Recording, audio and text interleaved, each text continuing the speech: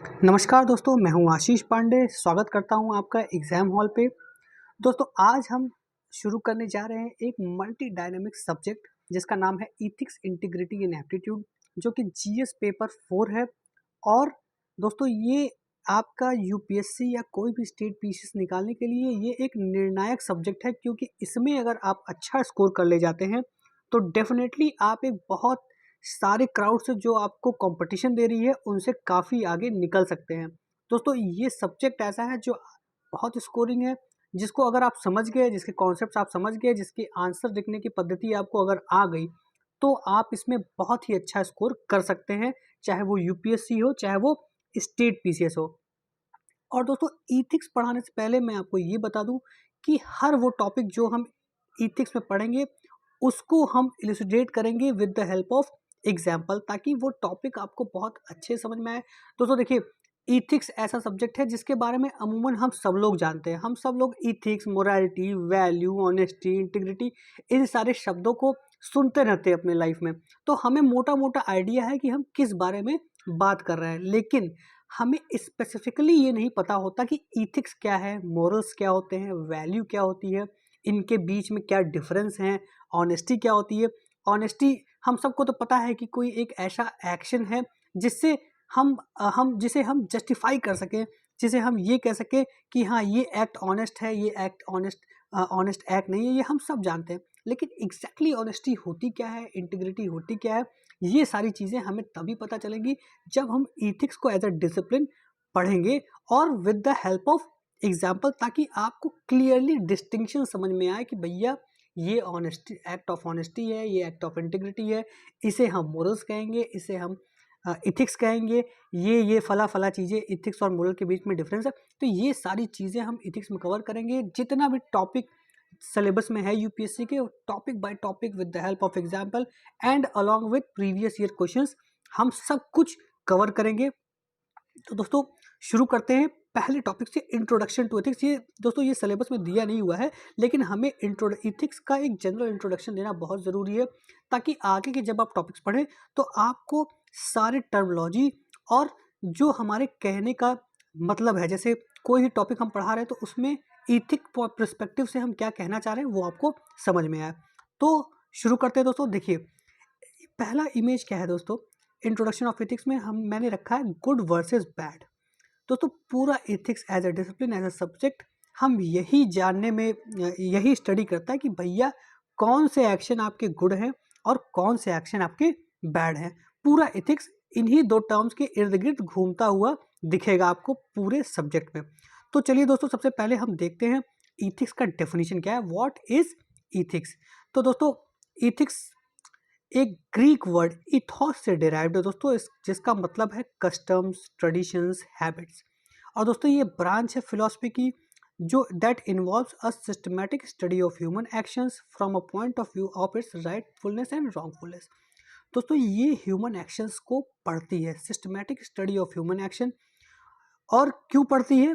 वो उन एक्शंस को नापती है एक पैमाने पे कि ये एक्शंस सही हैं या गलत है विथ रिस्पेक्ट टू सोसाइटी। यही नहीं सिर्फ दोस्तों, ये कुछ प्रिंसिपल्स, कुछ स्टैंडर्ड्स भी बनाती है, जो कि हमें गाइड करता है कि हमें इन प्रिंसिपल्स स्टैंडर्ड्स को फॉलो करना है। और इन प्रिंसिपल्स और स्टैंडर्ड को फॉलो करने से हमारे जो एक्शन होंगे वो सोसाइटी को एक्सेप्टेबल होंगे, यानी वो एक्शंस हमारे सही होंगे as per the society we live इन।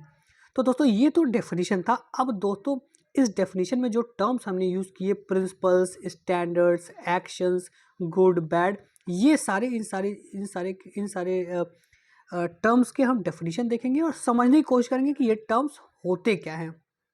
चलिए तो दोस्तों, सबसे पहला टर्म क्या है, कीवर्ड्स क्या है, इसके देखते हैं। तो ये कीवर्ड्स जो है ये आपको हर डेफिनेशन में, आप कोई भी इथिक्स की डेफिनेशन लिखेंगे तो इन कीवर्ड्स को आपको यूज़ करना ही करना है, अदरवाइज ये डेफिनेशंस इनकम्प्लीट होंगे। तो चलिए दोस्तों, पहला कीवर्ड क्या है, प्रिंसिपल, स्टैंडर्ड्स। देखिए यहाँ पे my principle make me a very good principle. दोस्तों देखिए, प्रिंसिपल क्या होता है। प्रिंसिपल डेफिनेटली, एक पर्सन का प्रिंसिपल वो होता है कि जब वो अपने एक्शंस को अपने मोरल के हिसाब से करता है, मतलब कि उसने कोई एक्शन किया और that action complies with in his morals, his ethics, तो हम उस पर्सन को प्रिंसिपल्ड पर्सन कहेंगे। मतलब कि वो जो उसके मोरल्स हैं, जो उसके इथिक्स है, जिसको वो फॉलो करता है, उसी के अनुसार वो बिहेव भी करता है, वो एक्ट भी करता है। जैसे एग्जाम्पल लेते हैं, जैसे इसका डेफिनेशन क्या है? A principle of general belief that you have about the way you should behave which influences your behaviour. मतलब आपके जो बिलीफ सिस्टम है कि आप क्या सोचते हैं कि आपको समाज में किस तरह का आचरण, किस तरह के एक्शंस रखने चाहिए, इसी को हम प्रिंसिपल्स कहते हैं। और ये आपके जो वैल्यू सिस्टम है उसका एक एप्लीकेशन है। मतलब आप अपने जो आप जिस चीज़ को वैल्यू करते हैं दोस्तों, वैल्यू बिलीव सॉरी दोस्तों वैल्यू बिलीफ, इन सारी चीज़ों को हम डिटेल पढ़ेंगे। तो इसका एग्जांपल देखते हैं प्रिंसिपल का। देखिए युधिष्ठिर, आप सबने महाभारत देखी होगी, तो उसमें युधिष्ठिर एक ऐसे कैरेक्टर थे जो बहुत ही प्रिंसिपल्ड पर्सन थे। वो झूठ नहीं बोलते थे। उनका मेन मुद्दा क्या था कि वो कोई भी सिचुएशन, कैसी भी सिचुएशन आ जाएगी, वो झूठ नहीं बोलेंगे। तो इसमें दोस्तों एक रोचक कहानी ये हो जाती है कि जब द्रोणाचार्य को मारना था अर्जुन को, तो द्रोणाचार्य को मेंटली अनस्टेबल करना था। और मेंटली अनस्टेबल सिर्फ वो इस बात से होते कि उनका जो पुत्र अश्वत्थामा है, वो जब युद्ध में मारा जाए, तो सारे पांडु जो है, सारे पांडु ये कहते हैं द्रोणाचार्य से कि अश्वत्थामा युद्ध में मारा गया। लेकिन जो द्रोणाचार्य ये बात मानते नहीं है, और वो द्रोणाचार्य वो बात कि अश्वत्थामा मारा गया युधिष्ठिर के मुंह से सुनना चाहते थे, क्योंकि वो जानते थे युधिष्ठिर एक बहुत ही प्रिंसिपल्ड पर्सन है और वो झूठ नहीं बोलते। झूठ न बोलना, सच बोलना उनकी मोरालिटी है, उनके वैल्यूज़ है, वैल्यू सिस्टम है, और वो किसी भी कीमत पे झूठ नहीं बोलेंगे। He is a very principled person. लेकिन ये झूठ तो नहीं बोले, लेकिन ये झूठ न बोले, इसलिए पांडवों ने एक अश्वत्थामा नाम के हाथी को मारा, जिसकी वजह से ये द्रोणाचार्य से बोले कि हाँ गुरुदेव, जो अश्वत्थामा है वो मारा गया। इन्होंने ये नहीं कहा कि अश्वत्थामा कौन है, एक पुरुष है, उनका बेटा है, या एक हाथी है, लेकिन उन्होंने कहा कि अश्वत्थामा मारा गया। और इनकी बातें सुन के द्रोणाचार्य मेंटली अनस्टेबल हो जाते हैं। उनका क्राइसिस, उनका कॉन्शियसनेस क्राइसिस में चला जाता है। इमोशनली वो अनस्टेबल हो जाते हैं, और अर्जुन उनका और उनका वध कर दिया जाता है। तो दोस्तों ये एक प्रिंसिपल का एग्जाम्पल है कि प्रिंसिपल्ड पर्सन कैसा होता है। वह पर्सन जो अपने एक्ट्स के, जो अपने वैल्यूज़ को अपने एक्शंस में लाता है, he is called as a principled person. चलिए दोस्तों अब आगे बढ़ते हैं। देखिए इसका एग्जाम्पल हमने देखा। अब मोदी जी का एग्जाम्पल ले लीजिए। वो कहते हैं ना खाऊंगा ना खाने दूंगा। Is a principled person. वो खुद भी ऑनेस्ट हैं, और he wants his bureaucracy, his ministers to be honest. तो एक प्रिंसिपल का ये एग्जाम्पल हो जाता है। बहुत सारे लोगों का प्रिंसिपल ये कहता है कि हम जो देश का लॉ है उसे फॉलो करेंगे, और लोग लॉ को फॉलो करते हैं एज देयर प्रिंसिपल। किसी भी, देखिए दोस्तों, सिचुएशंस बहुत अलग अलग होती हैं। हो सकता है कुछ सिचुएशन ऐसे ही आ जाए जिसमें आपको लॉ को तोड़ना पड़े, लेकिन अमूमन सोसाइटी ये एक्सपेक्ट करती है अपने सिटीजन से कि वो प्रिंसिपल्ड हो एंड लॉ अबाइडिंग हो। तो ये जो लॉ अबाइडिंग वाला प्रिंसिपल है, ये सबके अंदर होना चाहिए, तभी एक सक्सेसफुल सोसाइटी बनती है। अब आते हैं दोस्तों नेक्स्ट टर्म पे। नेक्स्ट टर्म क्या है दोस्तों? Human actions. देखिए दोस्तों, ethics is all dependent on human action. आप क्या सोचते हैं इससे बहुत मतलब नहीं है, लेकिन आप क्या करते हैं ये ज़्यादा मायने रखता है इथिक्स में। इथिक्स हमेशा ह्यूमन एक्शन पे डिपेंडेंट है। आप जो एक्शन करते हैं उन्हीं को राइट और रॉन्ग के बीच में परखा जाएगा।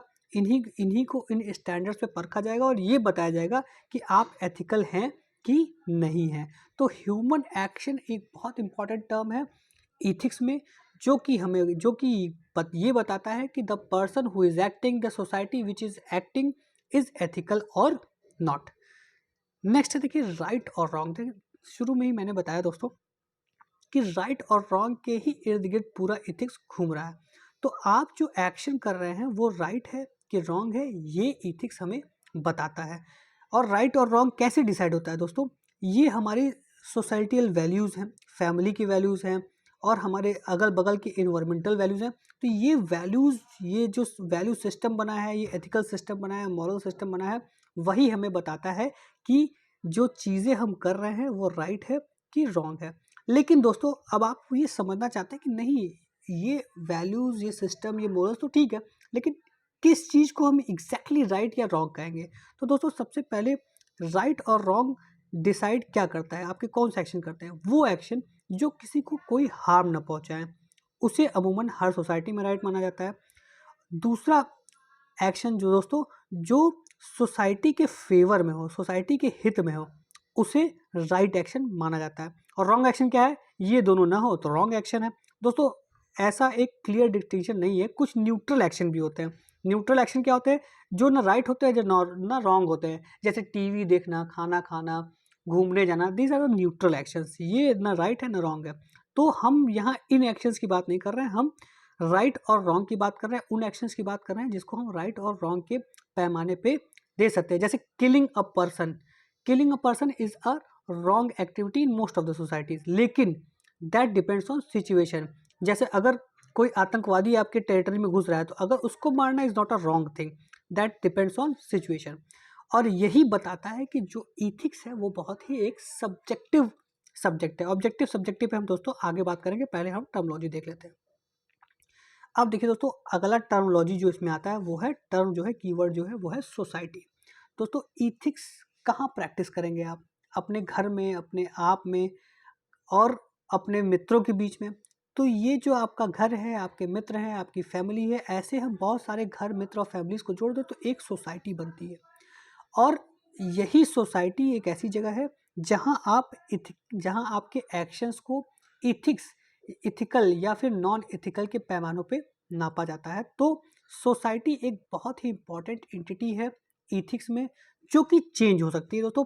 और बहुत सारे एक्शन ऐसे हैं जो किसी सोसाइटी में राइट हो, किसी सोसाइटी में उसको रॉन्ग कहा जाए। ऐसे बहुत सारे एक्शन, जैसे स्लीपिंग एट वर्क इंडिया में रॉन्ग है, जापान में सही है, अच्छा है, मतलब आप बहुत काम किए हैं इसीलिए आपको नींद आ रही है, इसीलिए आप काम के करते करते सो गए। इंडिया में क्या है कि आप कामचोर हैं इसीलिए आप काम पे सो गए। तो ये अलग अलग सोसाइटीज़ में जो राइट और रॉन्ग का परसेप्शन है वो अलग अलग है। इसीलिए हम जो सोसाइटी के पर्सपेक्टिव से ही इथिक्स को पढ़ते हैं। बट कुछ ऐसे एथिकल स्टैंडर्ड्स है जो ऑल ओवर सोसाइटी जिनको अच्छा माना जाता है, सही माना जाता है, जैसे ऑनेस्टी, इंटीग्रिटी, कंपैशन, ये सारी चीज़ें सोसाइटी, अक्रॉस द सोसाइटी अच्छी मानी जाती हैं। तो हम इनको एक गुड एक्ट कहते हैं। लेकिन सोसाइटी टर्म बहुत ज़रूरी है किसी भी एथिक्स के डेफिनेशन में। तो दोस्तों इन टर्म्स को हमने देखा, अब हम आगे बढ़ते हैं और ये देखते हैं भैया कि एथिक्स का नेचर क्या है। नेचर ऑफ एथिक्स, नेचर मतलब आप समझते हैं ना दोस्तों, नेचर क्या होता है।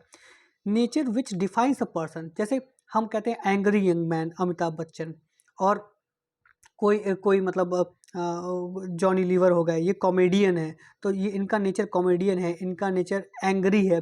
तो इस तरह से हम नेचर से किसी व्यक्ति को डिफाइन करते हैं। तो इसी तरह हम इथिक्स का भी नेचर समझने की कोशिश करेंगे कि भैया इथिक्स है क्या, कॉमेडियन है, एंग्री यंग मैन है, क्या है एथिक्स, एक्चुअली नेचर क्या है एथिक्स का, ये हम जानने की कोशिश करते हैं। तो देखिए दोस्तों, ethics is all about practicality.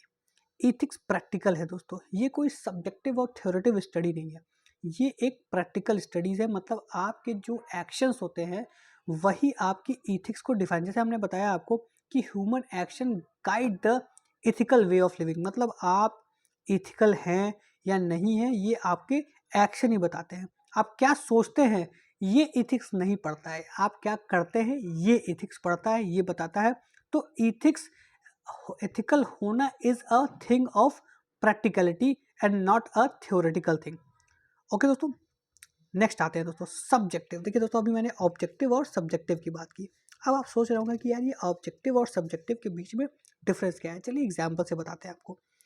Oranges है मान लीजिए, तो देखिए आई लव ऑरेंजेस, ये एक सब्जेक्टिव डेफिनेशन हो गया, क्योंकि इसमें जो सब्जेक्ट आई मतलब आप जो है वो सेंटर ऑफ स्टेटमेंट है। मतलब इस स्टेटमेंट में सेंटर कौन है, आई।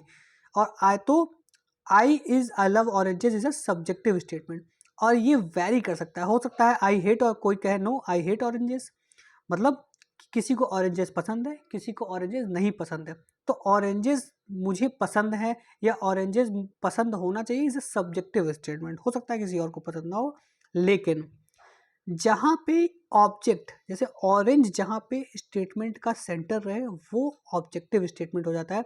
जैसे दीज आर ऑरेंजेस, मतलब कि यहाँ ऑरेंजेस रखे हुए हैं, इससे तो कोई मना नहीं कर सकता। ये तो यूनिवर्सली सत्य है कि हाँ यहाँ पे ऑरेंजेस हम रखे हैं, दिखा रहे हैं आपको। तो it is a objective statement. ये आप क्या फील करते हैं ऑरेंजेस के बारे में, आपको ऑरेंजेस अच्छे लगते हैं, खराब लगते हैं, इससे इसको कोई फ़र्क नहीं पड़ता, ये बिल्कुल अलग है। और इसको बस इससे फ़र्क पड़ता है कि यहाँ जो आप स्टेटमेंट बोल रहे हैं कि these are oranges, it is true or not, it is true, then is it objective statement. लेकिन जब आप कहते हैं कि आई लव ऑरेंजेस, मतलब जब आप अपने आप को स्टेटमेंट के बीच में रखते हैं, सेंटर में रखते हैं, सब्जेक्ट को स्टेटमेंट के सेंटर में रखते हैं, तो ये सब्जेक्टिव स्टेटमेंट हो जाता है। और हो सकता है किसी और को ऑरेंजेस ना पसंद हो, किसी को बहुत ज़्यादा पसंद हो, किसी को थोड़ा पसंद हो, तो these are the subjective statement. तो इसी तरह इथिक्स भी सब्जेक्टिव है दोस्तों, इथिक्स इज नॉट ऑब्जेक्टिव। क्यों नहीं ऑब्जेक्टिव है? क्योंकि दोस्तों हो सकता है कोई चीज़ जो आपके लिए इथिकल हो वो किसी और के लिए इथिकल ना हो। जैसे कि पॉलीएंड्री, पॉलीएंड्री पॉलीएंड्री दोस्तों हमारी सोसाइटी में नहीं माना जाता है। पॉलीएंड्री का क्या मतलब है कि एक ही महिला बहुत सारे पुरुषों से विवाह करे, शादी करे। तो इसे हम अपने जो हमारी सोसाइटी है इसमें हम इसको गलत मानते हैं। लेकिन बहुत सारी ट्राइबल सोसाइटीज़ है जहाँ पॉलीएंड्री को सही माना जाता है। तो हमारे लिए पॉलीएंड्री अनएथिकल है, लेकिन इन ट्राइबल्स के लिए इथिकल है, इनकी सोसाइटी में इथिकल है। तो पॉलीएंड्री क्या हो गया दोस्तों? एक सब्जेक्टिव स्टेटमेंट, सब्जेक्ट हो गया, सब्जेक्टिव चीज़ हो गई, जो हमारे लिए तो हो सकता है कि ये अनएथिकल हो, लेकिन ट्राइब्स के लिए ये हो सकता है सही हो। तो मुझे उम्मीद है कि आपको सब्जेक्टिव, इथिक्स इज सब्जेक्टिव, आपको ये समझ में आया होगा। चलिए देखिए, सब्जेक्टिव की डेफिनेशन भी है। सब्जेक्टिव इथिक्स ऑल्सो नोन, इसको मोरल रिलेटिविज्म भी कहते हैं। तो रिलेटिव क्या होता है? मतलब आप कंपेयर कर रहे हैं कि मतलब ये जो एंटिटी है मेरे लिए अच्छी है। जैसे पॉलीएंड्री ये हमारी सोसाइटी में इसको खराब माना जाता है, लेकिन जब आप रिलेट करें इसको ट्राइबल सोसाइटी में तो वहाँ उसको सही माना जाता है, कोई दिक्कत नहीं है। तो ये रिलेटिविज्म है, मोरल रिलेटिविज्म भी इसको हम कहते हैं। The believe that no fix unchanging rule for what is right और रॉन्ग, मतलब ये कहता है कि कोई भी चीज़ राइट और रॉन्ग है, इसका कोई रूल नहीं है। वो डिपेंड करता है कि भैया क्या सिचुएशन है, आप किस सोसाइटी में है। आप जैसे जैसे आपके पास बहुत पैसा आ जाए तो आप क्या करेंगे? अगर आप वर्किंग क्लास हैं तो आप उसे सेव करेंगे, सेविंग अकाउंट में डाल देंगे, एफडी कर देंगे, पीपीएफ में डाल देंगे। लेकिन एक बिजनेस फैमिली है तो वो उसको इन्वेस्ट करेगी। तो हो सकता है ये वर्किंग वाले को लगे क्या है कि यार ये पैसे तुम पाए थे, इसको सेव करते फ्यूचर के लिए, तुमने इन्वेस्ट कर दिया, ये गलत बात है। और बिजनेस वाले को लगे यार कितना पैसा तुम्हारे पास आया था, कुछ तुम इन्वेस्टमेंट कर देते, तुम कहीं कैपिटल फॉर्मेशन कर देते, बिजनेस कर लेते। तो एक ही एक्टिविटी, एक ही एक्शन अलग अलग लोगों के लिए, अलग अलग सोसाइटीज़ के लिए दोस्तों सही या गलत हो सकता है। This is what is called subjective ethics. अब देखिए दोस्तों, जैसे कि मैंने आपको एग्जांपल दिया था sleeping at work. Sleeping at work दोस्तों इंडिया में तो अनएथिकल है भैया, लेकिन यही चीज़ जापान में एथिकल है। क्यों? क्योंकि इनको लगता है कि यार ये बंदा सो गया है तो इसने बहुत मेहनत की होगी। लेकिन इंडिया में क्या सोचा जाता है कि भैया ये तो काम ही नहीं करना चाहता इसीलिए सो गया है। तो इसी को हम सब्जेक्टिविज्म कहते हैं या मोरल रिलेटिविज्म भी कहते हैं। अब देखिए दोस्तों, इथिक्स जो है ये आर्ट नहीं है, नॉट एन आर्ट। देखिए आर्ट क्या है, आर्ट और इथिक्स में अंतर क्या है? आर्ट जो होता है it is a mayor position of skill और नॉलेज, इसे हम आर्ट कहते हैं। इसका मतलब ये है कि अगर हमें किसी चीज़ के बारे में जानकारी है तो हम उसे आर्ट कहेंगे। जैसे कि मुझे हिस्ट्री की जानकारी है तो भाई इसे हम आर्ट कहेंगे। और मैं ज्योग्राफी अच्छी जानता हूँ, आर्ट कहेंगे। लेकिन इथिक्स क्या है? इथिक्स नॉट ओनली आर्ट, सिर्फ आपको जानकारी होना ही ज़रूरी नहीं है। जैसे कि मैंने आपको कहा कि ethics is related to actions and not only knowledge और थ्योरी। तो मतलब आपको इथिक्स की थ्योरी होना ही पता नहीं है, आपको उसका एक्शन भी करना है, एप्लीकेशन भी करना है। जैसे आपको पता है कि भैया किसी निर्बल को मारना, किसी गरीब को मारना अनएथिकल है, तो आपको सिर्फ पता ही नहीं होना चाहिए, आप उसको अपने जीवन में करते भी हों। कि आपको लगता है किसी जीव की हत्या नहीं करनी चाहिए हमें, तो ये आपको सिर्फ पता ही नहीं होना चाहिए, आपको अपने जीवन में उसको अपनाना भी है। आप वेजिटेरियन बनिए अगर आपको ऐसा लगता है तो। ऐसा नहीं कि आप सोचते हैं कि जीव की हत्या करना पाप है और फिर दूसरे दिन आप जाके चिकन मटन खा रहे हैं, तो ऐसा नहीं कर सकते आप। Ethics is all about what you think, what you believe and according to which you are acting in the society. तो ethics is not merely the position of skill but also application. तो इसीलिए हम इसको ये नहीं कह सकते, इसको हम आर्ट से अलग रखते हैं। It is not an art, क्योंकि art is only about position of skill and not about practising it. मतलब आपको पता, पोजीशन पता है, इतिहास आप जानते हैं, हो सकता है आप प्रैक्टिस उसको ना करें या उसको कहीं एप्लीकेशन उसमें ना ला पाए, तो भी कोई बात नहीं। हो सकता है वो सब्जेक्ट ही ऐसा है जो सिर्फ पता होने के लिए ही बनाई गई हो, उसको एप्लीकेशन बनाने के लिए बनाया ना गया हो। तो ये सारी चीज़ें आपको पता तो है, लेकिन आप उसको यूज़ नहीं करते हैं, तो तो उसको हम आर्ट कहेंगे। बट अगर हमें कोई भी एक्शन के राइटफुलनेस और रॉन्गफुलनेस के बारे में पता है और हम एक्ट नहीं करते, तो वी आर नॉट एथिकल। हमें एथिकल होने के लिए एक्ट करना पड़ेगा। अब देखिए दोस्तों, it is a science of right. Science of right मतलब कि एथिक्स हमें ये कहता है कि भैया तुम किसी भी सोसाइटी में कुछ भी कर रहे हो, you have to do right thing as per that society. तो देखिए दोस्तों, इसमें देखिए क्या कहा है, always do what is right. मतलब आपको इथिक्स एथिकल होने के लिए सही करना पड़ेगा, सही काम। अब वो सही काम क्या है, दैट इज सब्जेक्टिव। मतलब वो एक सोसाइटी दूसरी सोसाइटी में चेंज होता है, लेकिन करना आपको सही है। आप जिस सोसाइटी में है वहाँ आपको सही आचरण करना है, सही काम करना है, तभी आप एथिकल माने जाएंगे, and it is called as the science of right. अब देखिए इथिक्स के ऑब्जेक्टिव क्या है दोस्तों। अब हम उसके ऑब्जेक्टिव्स के बारे में कुछ जानते हैं। Fairness and impartiality. दोस्तों इथिक्स चाहता है कि आप फेयर हो, आप इम्पार्शियल हो। कैसे? फेयरनेस की पहले हम जान लेते हैं, फेयरनेस कहते किसको है। It is a quality of treating people equally और in the way that is right और रीजनेबल। मतलब कि हम सबको इक्वली ट्रीट करें, इसी को हम फेयरनेस कहते हैं। जैसे आप मान लीजिए 3 बच्चों के बाप हैं और आपके पास रिसोर्सेज बहुत स्ट्रेंड है।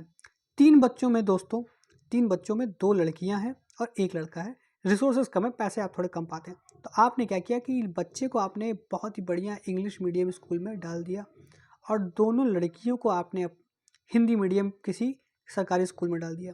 Then you will not be called as fair.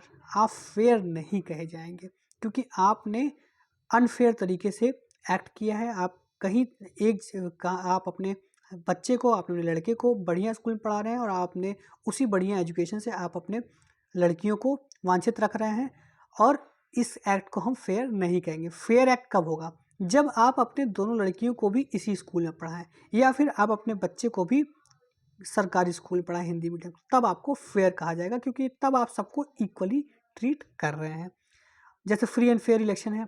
Election में दोस्तों सबका वोट एक गिना जाता है, चाहे वो अंबानी हो चाहे कोई गली का भिखारी हो, वोट उसका एक ही गिना जाएगा। तो इसी को हम कहते हैं फेयरनेस इन द इलेक्शन। और फ्री इलेक्शन मतलब कि कोई धांधली नहीं हुई है, कोई वोटिंग में कोई गलत मीन्स का यूज़ नहीं हुआ है, तो फ्री एंड फेयर इलेक्शन हम उसे कहेंगे। ये भी एक फेयरनेस का एग्जाम्पल है। इम्पार्शियलिटी क्या होता है दोस्तों कि it is the principle of justice holding that decisions should be made based on the objective criteria rather than on the basis of bias और prejudice। देखिए यहाँ ऑब्जेक्टिव टर्म आया है फोकस में। जैसे यूपीएससी एग्जाम ले लीजिए। यूपीएससी एग्जाम क्या करती है दोस्तों, लाखों लोग हैं, सबका एग्जाम लेती है और उनका मार्क्स निकालती है, और जो मार्क्स सबसे अच्छे पाता है उसी बेसिस पे वो मेरिट लिस्ट बनाती है और वो लोगों को सेलेक्ट करती है। तो ये एक ऑब्जेक्टिव क्राइटेरिया है मार्क्स, जिसपे ये यूपीएससी ये डिसाइड करती है कि भैया हमें इन कैंडिडेट्स को एग्ज़ाम पास कराना है और इनको सिविल सर्वेंट बनाना है। लेकिन अगर कुछ ऐसा हो जाए कि कोई बड़े नेताजी हैं और बिना एग्ज़ाम लिए ही यूपीएससी इनको ब्यूरोक्रेसी में डाल दे, तो ये क्या होगा? ये पार्शियलिटी होगी। मतलब कि यूपीएससी ने बिना एग्ज़ाम लिए ही किसी को फेवर किया और वो सिस्टम में उसको बाईपास करके ले आया। तो इसे हम पार्शियलिटी कहेंगे, क्योंकि इनका जो सिलेक्शन है वो ऑब्जेक्टिव क्राइटेरिया के बेसिस पे नहीं हुआ। इनका जो सिलेक्शन है किस क्राइटेरिया पे हुआ कि इनके पिताजी बहुत बड़े आदमी हैं, बहुत बड़े नेता हैं, तो ये बढ़िया ब्यूरोक्रेट होंगे। इस थिंकिंग पे, थॉट पे इनका सिलेक्शन हुआ है, तो इसे हम पार्शियलिटी कहेंगे दोस्तों। तो इथिक्स क्या कहता है? इथिक्स कहता है we should always be impartial in our act. और इम्पार्शियल हम कैसे होंगे? When we are objectively doing our actions, मतलब हम अपने एक्शन को ऑब्जेक्टिवली क्राइटेरिया पे कह रहे हैं। जो ज़्यादा काबिल है वही सिस्टम में आएगा, जो काबिल नहीं है वो सिस्टम में नहीं आएगा। This is what is the objective criteria. और इसी पे हम अगर यूपीएससी एक्ट करेगी then it is said to be a impartial institution, जो कि वो करती है। अकाउंटेबिलिटी, ठीक है दोस्तों, अकाउंटेबिलिटी क्या है? अकाउंटेबिलिटी है स्टेट ऑफ बीइंग रिस्पॉन्सिबल और answerable for a system, it's behaviour and it's potential impact. मतलब देखिए दोस्तों, आपको किसी सिस्टम का अगर की रिस्पॉन्सिबिलिटी मिल रही है तो आप उस सिस्टम के वर्किंग, उसकी बिहेवियर और उस सिस्टम का के वर्किंग का जो सोसाइटी पे इम्पैक्ट है, आप उसके लिए जिम्मेदार हो। जैसे कि मान लीजिए दोस्तों कि आप एक स्कूल, बहुत बड़े यूनिवर्सिटी के आप प्रिंसिपल हो या चांसलर हो, वाइस चांसलर हो। तो दोस्तों इस यूनिवर्सिटी में अगर कोई भी एक्ट होगा तो उसके लिए आपको जिम्मेदार माना जाएगा। मान लीजिए कि यहाँ के स्टूडेंट्स ने कुछ ऐसा प्रोसेशन निकाला कि इन्होंने कह दिया कि इन्होंने कश्मीर को इंडिया से अलग करने के लिए एक प्रोसेशन निकाल दिया। तो दोस्तों ये procession as a country India के लिए ये सही एक्ट नहीं है, ये इंडिया की यूनिटी और इंटीग्रिटी के लिए ये खतरा है। तो इसके लिए आपको अकाउंटेबल माना जाएगा, क्योंकि आप यहाँ के वाइस चांसलर हैं और इसमें जो भी एक्टिविटी हो रही है यूनिवर्सिटी की उसके लिए आपको जिम्मेदार माना जाएगा, क्योंकि इसको आपको कंट्रोल करना है। और इसके पोटेंशियल इम्पैक्ट्स भी ज़्यादा हो सकते हैं। जैसे मान लीजिए बहुत रिनाउंड यूनिवर्सिटी है और बाहर के लोगों को लगे यार इस रिनाउंड यूनिवर्सिटी में लोग कश्मीर को अलग करने की बात कर रहे हैं तो कुछ तो बात होगी, तो इसका बहुत ही दूरगामी इम्पैक्ट भी लोगों पे हो सकता है। तो इसीलिए आपको इसके लिए जिम्मेदार माना जाएगा कि और आप इसको कंट्रोल करने के लिए जिम्मेदार होंगे। तो इसी को हम दोस्तों अकाउंटेबिलिटी कहते हैं। ट्रूथफुलनेस, तो ट्रूथफुलनेस क्या होता है? Putting your thoughts in your words. जैसे ऑनेस्टी, इंटीग्रिटी, मतलब कि आप जो सोच रहे हैं, आपके दिमाग में जो चीज़ें चल रही है वही आप एक्ट कर रहे हैं। मतलब आपको ऐसा लगता है कि हमें किसी भी कंडीशन में घूस नहीं लेना चाहिए, तो आप घूस नहीं ले रहे हैं। कोई भी कंडीशन है आप घूस नहीं ले रहे हैं, देन यू आर ट्रूथफुल। और ट्रूथफुल से ही बहुत सारे टर्म निकलते हैं, जैसे ऑनेस्टी, इंटीग्रिटी, फेयरनेस, ये सारी चीज़ें ट्रूथफुलनेस से ही आती हैं। तो ट्रूथफुल का बस सिंपल सा अर्थ है कि जो आप सोचते हैं वही आप करते हैं। ऐसा ज़रूरी नहीं है कि आप सही सोचते हैं। आप सोचते हैं कि जीव जंतुओं को मारना ठीक है तो आप वही कर रहे हैं, तो भी आप ट्रूथफुल हैं। आप सोचते हैं एग्जामिनेशन में चीटिंग करना ठीक है, मुझे चीटिंग करके ही पास होना है, वही आप कर रहे हैं, तो भी आप ट्रूथफुल हैं। लेकिन आप एक्ट्स गलत कर रहे हैं। आप उसे उसे उस एक्ट को समाज वैलिडेट नहीं करता है, इसीलिए आप ट्रूथफुल तो हैं बट आप अनएथिकल हैं। ज़रूरी नहीं है कि जो व्यक्ति ट्रूथफुल हो वो एथिकल भी हो, ऐसा बिल्कुल नहीं है। ट्रूथफुल व्यक्ति अनएथिकल भी हो सकता है, दैट डिपेंड्स कि वो क्या सोचता है और क्या करता है। लेकिन एथिक्स हमें बताती है कि you have to be truthful with respect to the acts that are beneficial to the society. चलिए दोस्तों आगे बढ़ते हैं। रैशनलिज्म। रैशनलिज्म क्या होता है दोस्तों?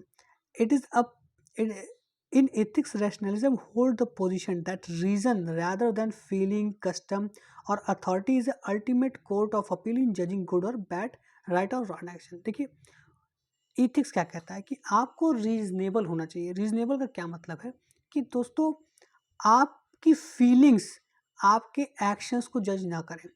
आप रादर देन यू शुड जज the things on the basis of objective criteria.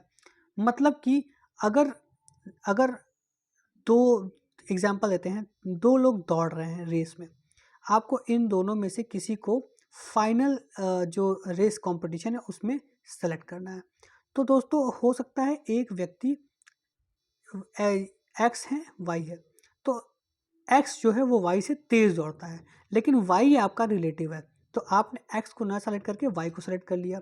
तो this is not reasonable, that is not rationalism. You are acting unfairly, you are partial, आप पार्शियलिटी कर रहे हैं, जैसे कि हमने पहले पढ़ा।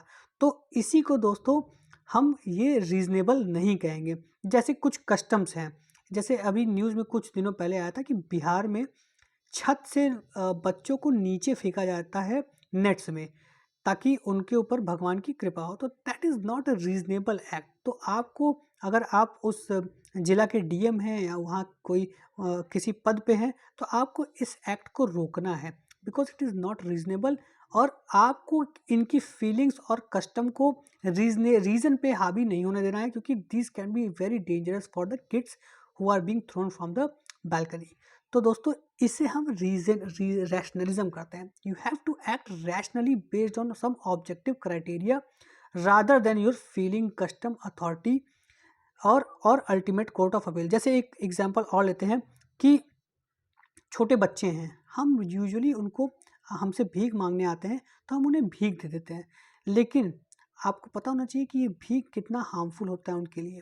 हम अगर रैशनली एक्ट करें तो हम ये कभी नहीं देंगे, क्योंकि वो भीख वो ले जाके अपने माँ बाप को देते हैं, गार्जियंस को देते हैं, जो कि ज़्यादा पैसा पाने पे उन्हें ये काम करने पे एनकरेज करते हैं, रादर देन कि वो उन्हें बेस्ट शिक्षा दें, अच्छा खाना दें, वो उनसे भीख मंगवाते हैं। तो this is not the act of rationalism. हमें यहाँ पे अपनी फीलिंग्स से नहीं, हमें ये फील नहीं करना चाहिए कि ये बच्चा गरीब है, भूखा है, रादर हमें ये फील करना चाहिए कि ये जो पैसा हम इन बच्चों को दे रहे हैं, इससे इनका भविष्य खराब हो सकता है, इससे इनको, इनके माँ बाप को ये बूस्ट हो सकते हैं कि भैया पैसा मिल रहा है, इन पे लोग दया खा के इनको पैसा दे रहे हैं, और उनको वो गरीबी, उनको वो बेगिंग करने के लिए और आगे बढ़ा सकते हैं, जो बेगिंग के विशेष सर्कल में उनको झोंक सकते हैं।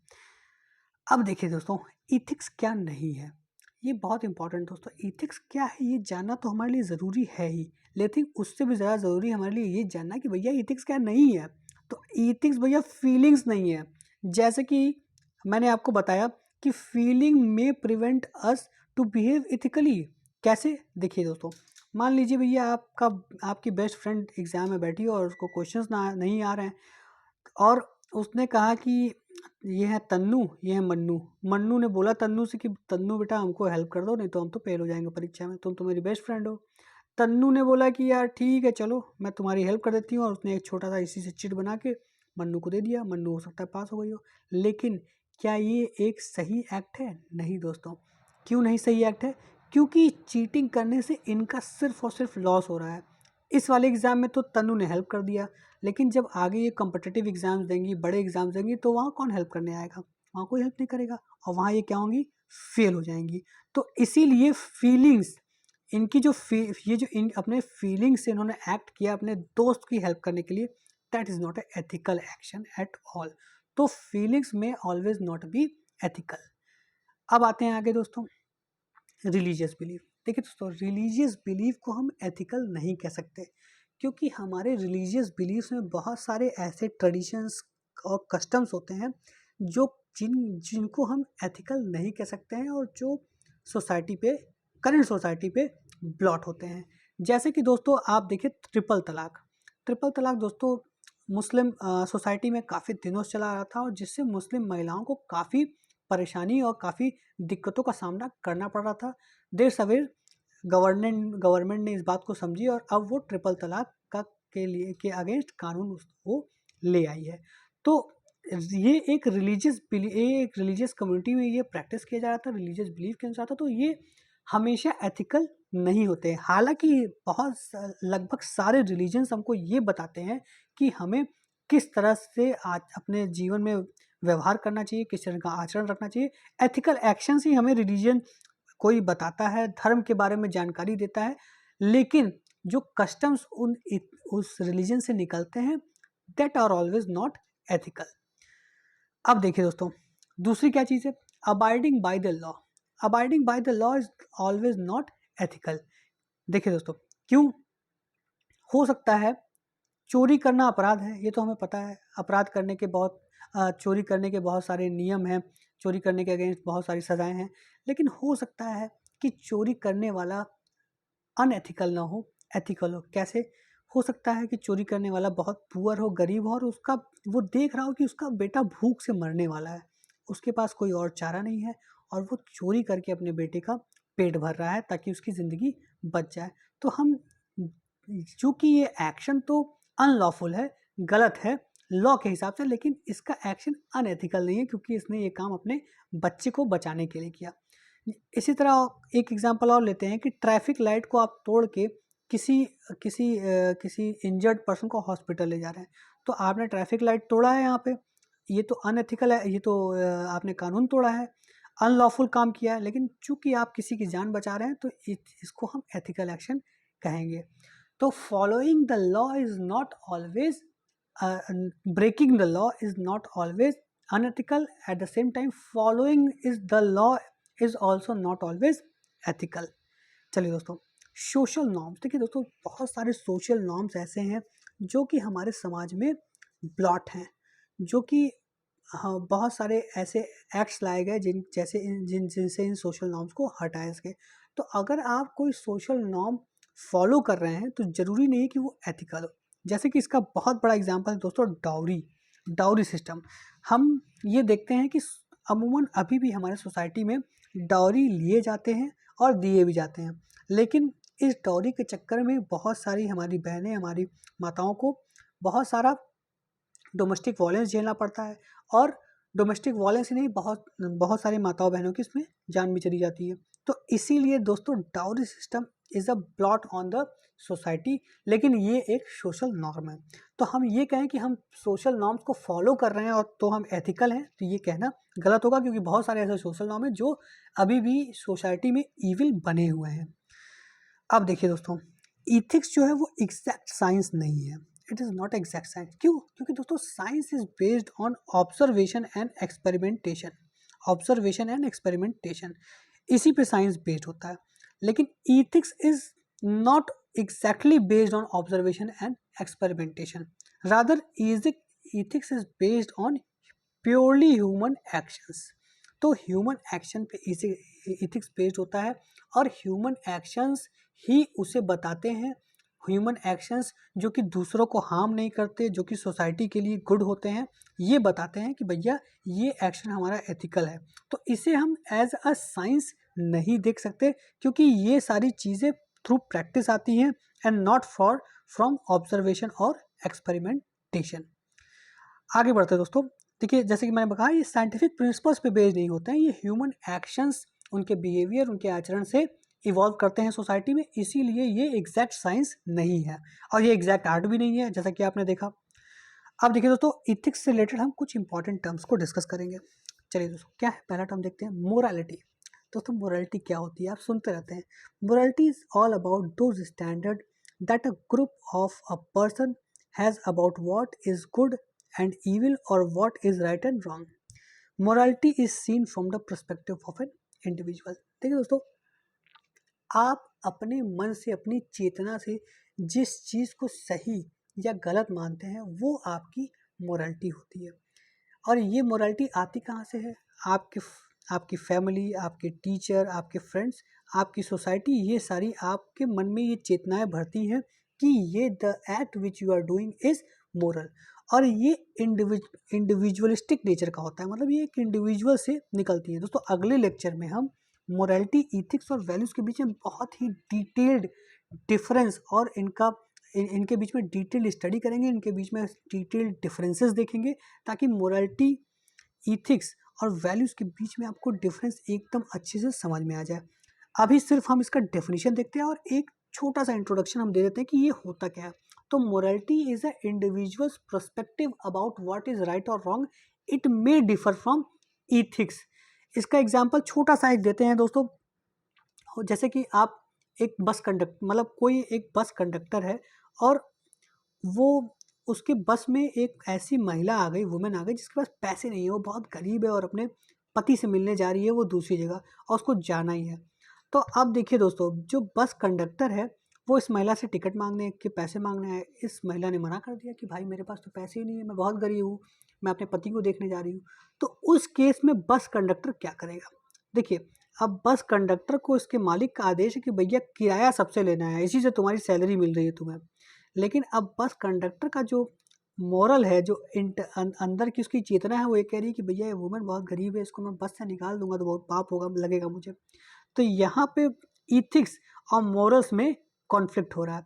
Ethics is something from outer world, मतलब कि बाहर इसका जो प्रोफेशनल इथिक्स है वो इससे कह रहा है कि भैया तुमको पैसा लेना है, लेकिन इसका जो मोरल है वो इससे कह रहा है कि नहीं नहीं, इससे पैसे मत लो, ये बहुत गरीब महिला है। तो उम्मीद करता हूँ कि आपको डिफरेंस समझ में आया होगा। इसका डिफरेंस और इसको हम बहुत ही डिटेल में चर्चा इसके करेंगे अगले लेक्चर में। अभी बस आप जान लीजिए कि morality is a human consciousness about right और wrong, which comes from within, जो आपके अंदर से आता है। चलिए दोस्तों आगे बढ़ते हैं। जैसे देखिए, ये देखिए कोई पायलट है, एक एग्जांपल ये भी लेते हैं, कोई पायलट है वो बॉम्बिंग करने जा रहा है गाजा पे, इजरायली पायलट है बेचारा। अब उसको लग रहा है यार यहाँ पे मैं अगर बॉम्ब गिरा दूंगा तो बहुत सारे लोग मारे जाएंगे। इसका मोरल कह रहा है कि हमको बॉम्ब नहीं गिराना चाहिए, लेकिन इसका इसके इसके दे इसके इसकी देशभक्ति, इसकी पैट्रियटिस कह रही है कि नहीं, ये हमास के लोग हैं, इन्होंने हमारे ऊपर अटैक किया है, हमारे लोगों को मारा है, तो हमें तो इनके ऊपर बम गिराना ही है। तो लेकिन इस बम में सिविलियंस भी मारे जा सकते हैं। तो ये जो रशाकसी चल रही है इसके मन में और बाहरी दुनिया में, इसे हम फाइट बिटवीन मोरल और एथिक्स कह सकते हैं दोस्तों। वैल्यूज, अब देखिए दोस्तों, values can be defined as those thing that are valued by someone. In other words, values are what is considered important by individual और ऑर्गेनाइजेशन। मतलब आपके लिए जो चीज़ें इंपॉर्टेंट है उसे हम वैल्यू कहते हैं। आप अपने लाइफ में किन चीज़ों को इम्पोर्टेंट देते हैं, जैसे कि युधिष्ठिर के लाइफ में क्या इंपॉर्टेंट था? युधिष्ठिर की लाइफ में इंपॉर्टेंट था सच बोलना, टू स्पीक ट्रूथ। तो वो truthful, being truthful was valuable to Yudhishthira. तो इसको हम वैल्यू कहते हैं। ये आपकी सोसाइटी से, ये आपकी फैमिली, जैसे कि मॉरल्स में मैंने कहा, वैसे ही वैल्यूज़ भी आपकी सोसाइटी, आपकी फैमिली, आपके टीचर से आपको सीखने को, आपको जानने को मिलती है। इसके बारे में भी हम डिटेल में चर्चा करेंगे अगले लेक्चर में। अब देखिए दोस्तों, वैल्यूज़ के बाद आता है कोर वैल्यूज़। कोर वैल्यूज़ क्या होता है दोस्तों? कोर वैल्यूज़ होता है ये डीपली हेल्ड बिलीव्ड है आपके अंदर, जिससे आप किसी भी स्थिति में कॉम्प्रोमाइज़ नहीं करना चाहते हैं। चलिए दोस्तों, इसको एक एग्जाम्पल के थ्रू हम समझते हैं। Non violence movement Gandhi ji ने लॉन्च किया, non cooperation movement Gandhi ji ने लॉन्च किया। ये जो नॉन कॉपरेशन मूवमेंट था, ये फुल्ली नॉन वायलेंट मूवमेंट होना चाहिए, ऐसा गांधी जी ने अपने जो फॉलोअर्स थे उनसे बोला। ठीक है, चलो अब ये मूवमेंट नॉन कॉपरेशन मूवमेंट शुरू हुआ। It was a non violent movement, but suddenly एक भीड़ ने ये पाया कि पुलिस वाले आर एक्टिंग मर्सिलेसली ऑन देम, और ये भीड़ जो नॉन वायलेंट थी, that suddenly turn violent and torch the police station, जिसमें से 22 पुलिसमैन मारे गए चौरा चौरी में। तो क्या हुआ, अब ये भी भीड़ तो नॉन वायलेंट थी, लेकिन इसने they resorted to violence under some circumstances. ठीक है दोस्तों, तो अब ये नॉन वायलेंट ये भी हैं, नॉन वायलेंट गांधी जी भी हैं, but non violent is a core value system of Gandhi ji and non violence is the value of these mob. मतलब ये नॉन वायलेंस को वैल्यू तो करते हैं, लेकिन ऐसे किसी परिस्थिति में, जो प्रतिकूल परिस्थिति हो, उसमें ये नॉन वायलेंस को छोड़ सकते हैं और वायलेंट हो सकते हैं। इसीलिए ये इनका कोर वैल्यू सिस्टम नहीं है। और गांधी जी ने देखा कि भैया जब ये जो भीड़ है ये नॉन वायलेंस से वायलेंट हो गई, इन्होंने पुलिस वालों को मार दिया, तो अब हम ये मूवमेंट आगे नहीं बढ़ा सकते, क्योंकि that has breached my core value of non violence, और इसीलिए अब नॉन कॉपरेशन मूवमेंट को मैं विथड्रॉ कर रहा हूँ। तो गांधी जी नॉन वायलेंस को किसी भी कीमत पे, किसी भी सिचुएशन में छोड़ने को तैयार नहीं थे। That's why it is called as core values. तो कोर वैल्यूज़ दोस्तों वो होते हैं जिनको आप किसी भी कीमत पे, किसी भी हाल पे छोड़ने को तैयार नहीं होते हैं। That is a core value. और अगर आप किसी चीज़ को वैल्यू करते हैं, लेकिन इन इन इन एडवर्स सिचुएशन है, उसे अगर आप छोड़ देते हैं, उस वैल्यू से हट के काम करते हैं, that is not a core value, that is just a value system. तो मुझे उम्मीद है आपको डिफरेंस समझ में आया होगा। जैसे कि देखिए दोस्तों, एक और एग्जांपल लेते हैं। कोई व्यक्ति है, कोई सरकारी बाबू है, ठीक है दोस्तों, इनका बेटा बीमार है, और बेटा जो है दोस्तों ऐसा बीमार है कि उसको उसके ऑपरेशन के लिए 15 लाख रुपए चाहिए। अब एक कॉन्ट्रैक्टर आता है और इनको पैसे ऑफर करता है और कहता है कि भैया हम आपको 15 लाख रुपए दे देंगे, बशर्ते आप मेरी ये फाइल जो है, जिसमें एक रोड कंस्ट्रक्शन की बात कही गई है और उसके लिए हमें पैसा मिलेगा सरकार की तरफ से, उसको आप साइन कर दीजिए, वो आपकी साइन से जाएगी। कॉन्ट्रैक्टर को ये सरकारी बाबू है, इनको ये पता है कि भैया एक कॉन्ट्रैक्टर जो मटेरियल लगाएगा वो ख़राब मटेरियल होगा, सब स्टैंडर्ड मटेरियल होगा। इससे इससे अच्छे कॉन्ट्रैक्टर लाइन में हैं जो कम पैसों में ये काम अच्छे से कर सकते हैं। लेकिन चूंकि ये कॉन्ट्रैक्टर जो है इनको पैसे ऑफर कर रहा है, तो ये इनका मन हो सकता है इस पे डोल जाए कि इस कॉन्ट्रैक्टर को हम इसको इस रोड कंस्ट्रक्शन प्रोजेक्ट को दे दें और 15 लाख रुपए से अपने बेटे का इलाज करा लें। लेकिन दोस्तों देखिए, ये जो एम्प्लॉय है ये ऑनेस्ट है, ऑनेस्ट इसकी वैल्यू, ये ऑनेस्टी को वैल्यू करता है, मतलब इसके वैल्यू सिस्टम में ऑनेस्टी है। लेकिन अब ये ऑनेस्टी इसकी कोर वैल्यू है कि नहीं है, ये इस बात पर निर्भर करेगा कि ये जो कॉन्ट्रैक्टर है इनके फाइल ये साइन करता है कि नहीं। अगर ये फाइल इनकी साइन कर देगा तो चूंकि ये ऑनेस्ट है, बट ये विपरीत परिस्थितियों में इसने ऑनेस्टी छोड़ दी और इसकी वैल्यू सिस्टम ऑनेस्टी है, इसकी कोर वैल्यू ऑनेस्टी नहीं है। बट अगर ये फाइल साइन नहीं करता है then honesty is his core value. तो आपको ये डिफरेंस समझ में आया होगा। ये इनका बेटा है जो बीमार है। चलिए दोस्तों आगे बढ़ते हैं। यूपीएससी में देखिए अभी इसी साल क्वेश्चन आया है, corruption is the manifestation of the failure of core values in the society. In your opinion what measures can be adopted to uplift the core values in the society. तो ये core value का जो मैंने concept बताया वो यही है, question इसके बारे में है। अब कोर वैल्यू क्या होता है दोस्तों?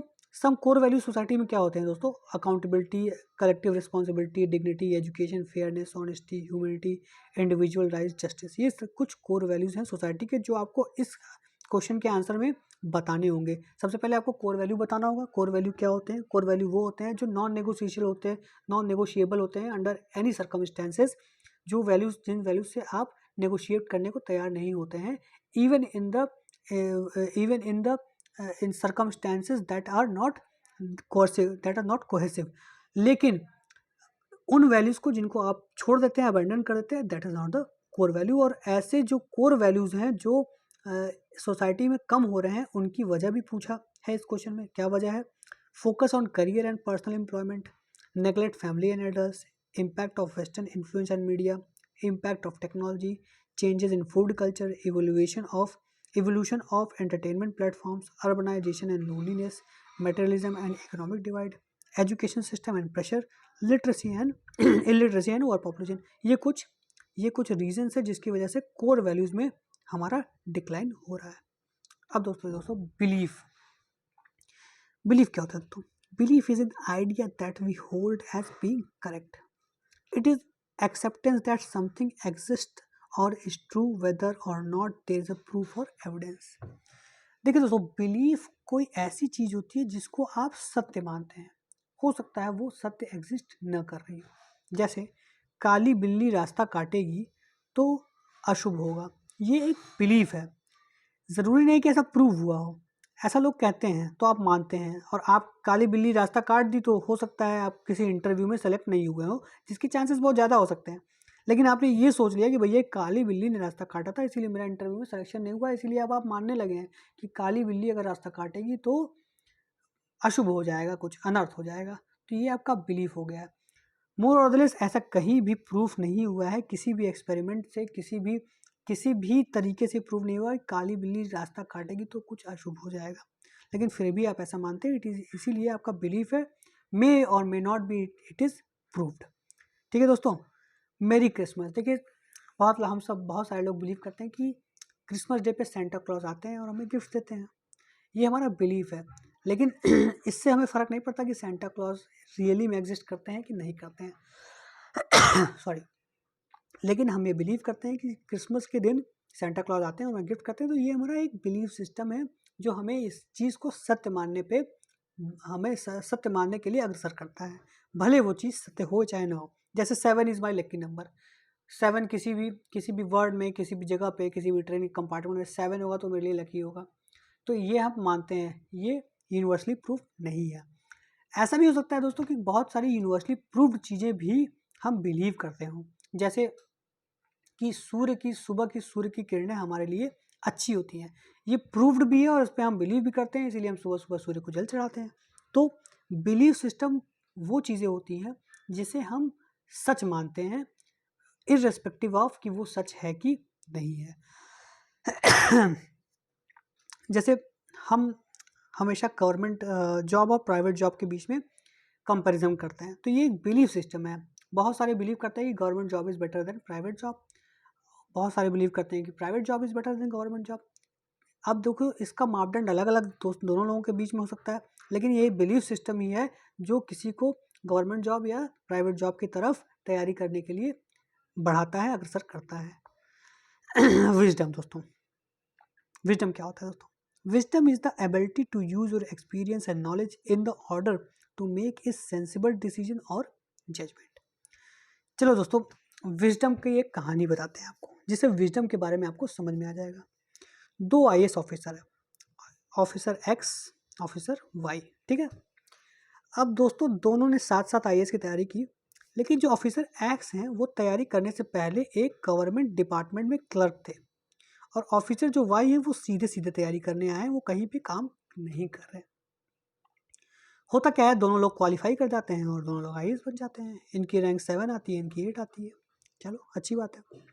अब इन दोनों को गवर्नमेंट का कोई कोई डिपार्टमेंट हेड करने के लिए मिलता है और इन्हें ये बोला जाता है कि आपको इस डिपार्टमेंट को बहुत अच्छे चलाना है। ये दोनों डिपार्टमेंट के जो एम्प्लॉयज़ हैं नीचे वाले, वो थोड़े नोटोरियस हैं और उनको आपको मैनेज करना है, हैंडल करना है, उनसे काम भी लेना है।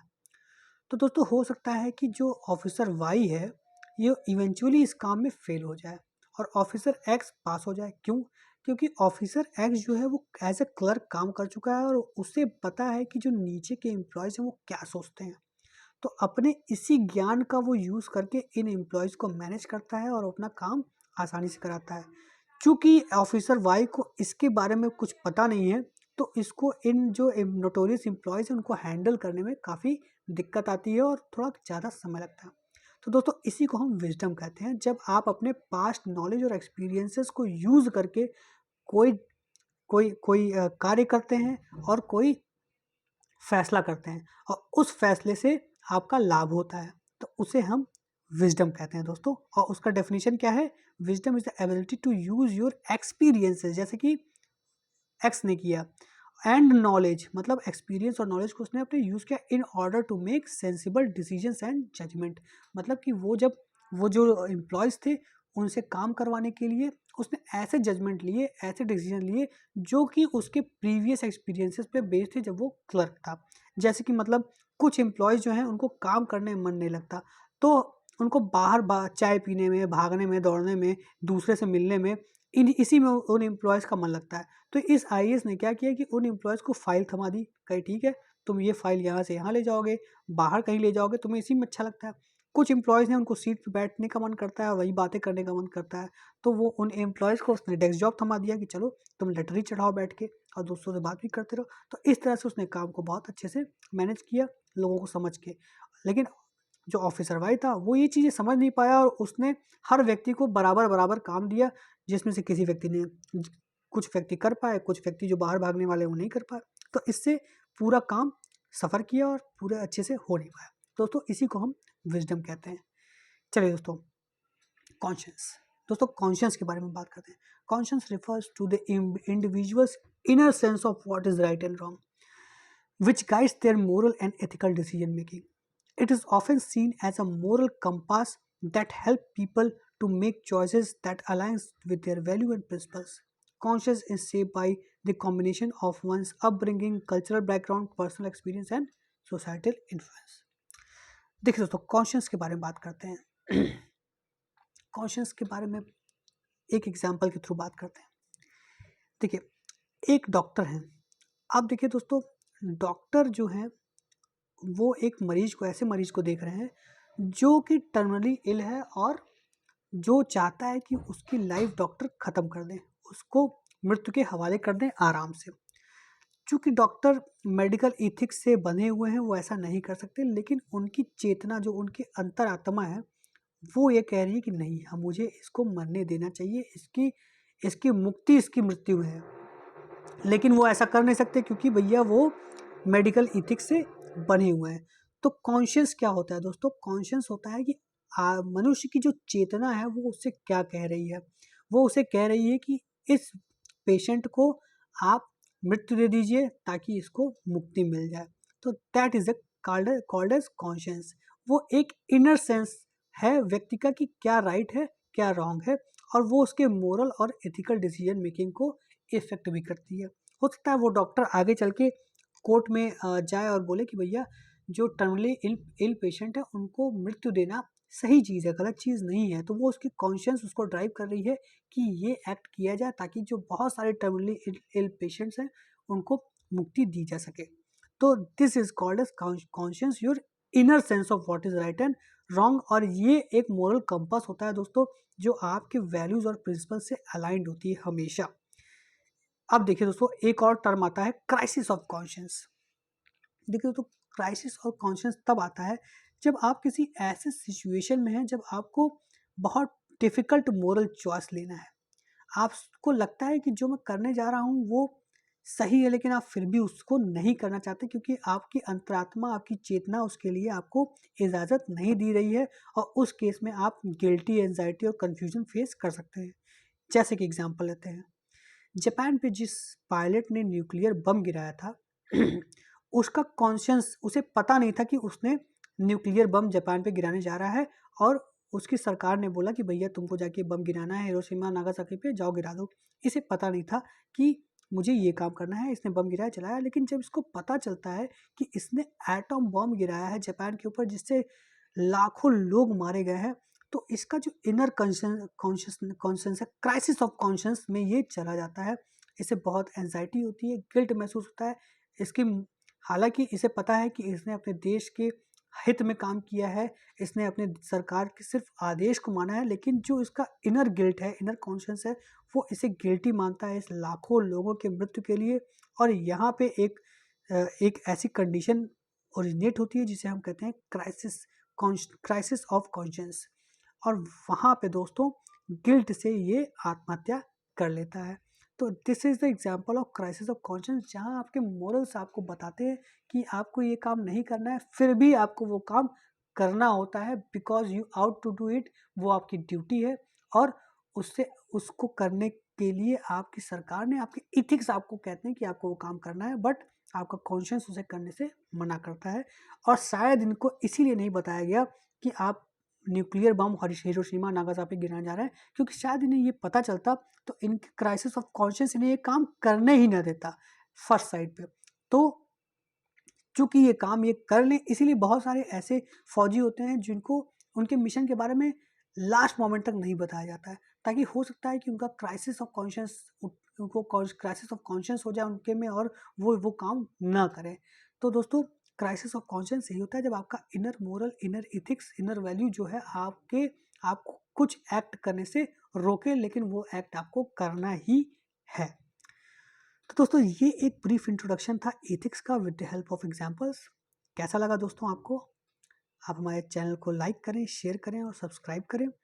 अगला जो लेक्चर होगा दोस्तों वो हम एथिक्स, वैल्यूज़ और मोरल्स में उसको के बारे में हम जानेंगे और डिटेल में उनके बीच में हम डिफरेंस देखेंगे, ताकि आप उस एथिक्स, मोरल्स और वैल्यूज़ को क्लियरली डिफ्रेंशिएट करें। This was just an introductory session. आगे के सेशन आपके लिए बहुत ही नॉलेजेबल होने वाले हैं, जिससे आपको बहुत सारी इन्फॉर्मेशन मिलेगी और आप आंसर राइटिंग भी जान जाएंगे। थैंक यू दोस्तों। जय हिंद, जय भारत।